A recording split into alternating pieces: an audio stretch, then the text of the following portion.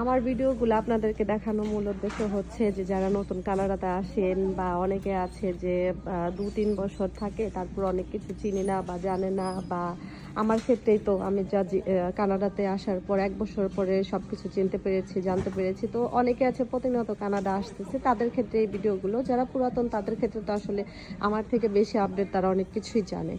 আমাদের নারীদের রান্না করার জিনিসগুলো দেখলে কত যে ভালো লাগে, মনে হয় কিনতে হয়। এই যে দেখেন, কানাডাতে কিন্তু ডলারমাতে এই ঝুড়িগুলো পাওয়া যায়, যেমন লুডুর ঝর্ণা দেওয়ার, পোলার চাল রান্না করার জন্য ঝর্ণা দেওয়ার, এগুলো কিন্তু যে অ্যাভেলেবেল পাওয়া যায়।